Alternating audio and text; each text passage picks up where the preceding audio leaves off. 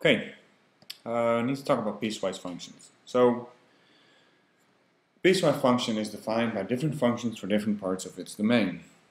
It's sort of fancy. I just think of it as a function that has multiple parts. This one here has three parts: x squared for x less than 0, 2 when x equals 0, and x plus 2 if x is greater than 0. So when you are asked about these, always check that you are in the right part of the domain. So for example, if you need to find f negative 2, first you need to figure out where are you supposed to plug it in. Well, that's less than 0, so that one goes over here. So f negative 2 is going to be x squared, so negative 2 squared, which is 4. f0, that's always 2, so f0 is an easy one, that's 2. And then the last one, f3, you're in this part of the graph, so when f is 3, you will do 3 plus 2, which is 5. Determining the domain. Well, the domain is generally or basically listed here, but you do have to be careful. You want to make sure that, it's, in this case, want to check to see if it's continuous or do we have some gaps in it. So we're going to start at negative infinity because we can use numbers less than 0. And in this case, or in a question like this, actually, generally I use set notation. So starting at negative infinity. That's up to 0, but not including. But 0 is okay here, and then anything bigger than 0 is taken care of by this last part. So that means that you get from a negative infinity to infinity. Graphing then, sort of the same idea, you just do it in parts. So figure out which part you are supposed to use where, and then just graph it in those. So less than 0 is an x squared. Less than 0 is x squared. So that means at 0, you would have an open circle.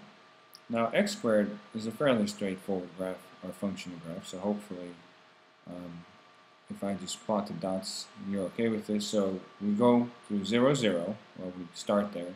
At negative 1 you would be at 1, at negative 2 you would be at 4. So the graph looks a little bit like this up to that point. Okay.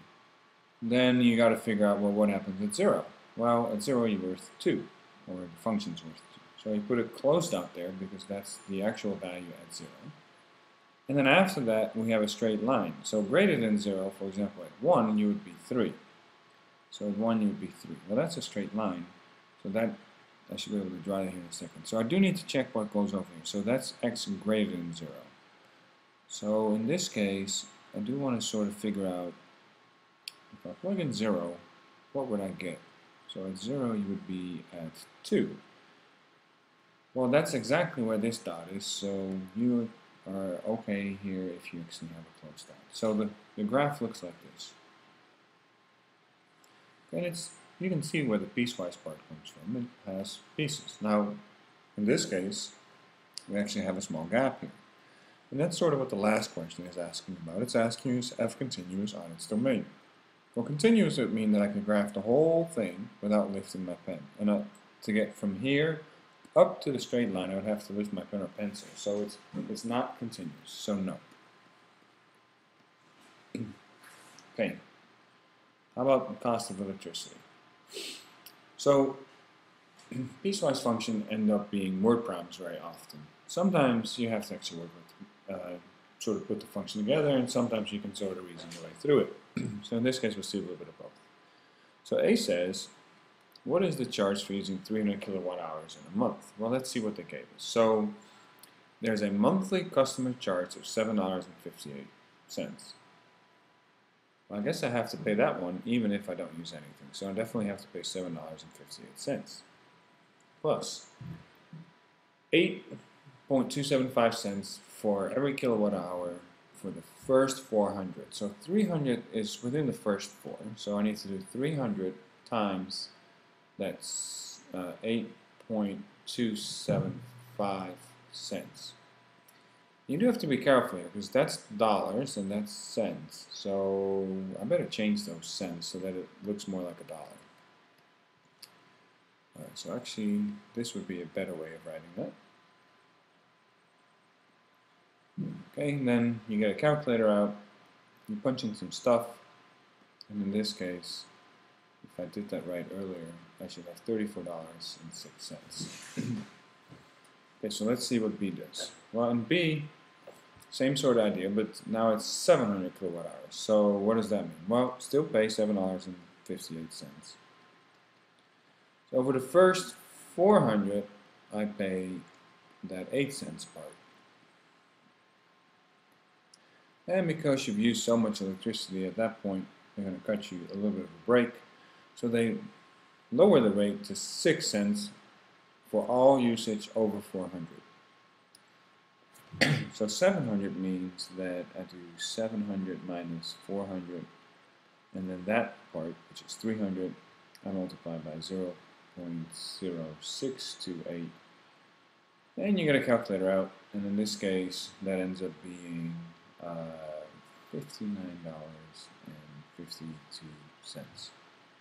Okay. Now, unfortunately, they're actually going to ask me to write the whole function here. So that says C. Express C, the cost, as a function of X, and X is the number of hours. Okay. So C of X, and this is going to be a piecewise. It's $7.58 even if you don't use any hours at all. So that would be X0. For the first 300, you have to pay $7.58 plus, and so now I'm exiting this one over here, plus 300 times, well, that's for the first 400. So I need to add to that the 8 cents and a little bit times the number of hours, as long as X is greater than 0, but less than or equal to 400. So that's the second piece. Then the third piece is what happens if you're above 400. So still pay $7.58 plus this part times 400 plus the 6 cents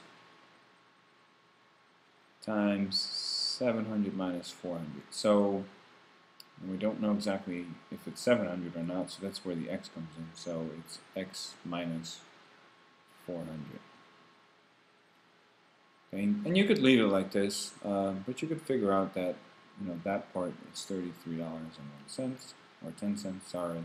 When you add 758 to that, you get actually $40.68 because definitely that part you have to pay, and then you add to that the amount of hours above 400. So that probably looks a little bit better. So instead of writing this mess, I can write that, and that allows me to actually put this part in there. So that is when X is greater than 400. And that would be the whole function.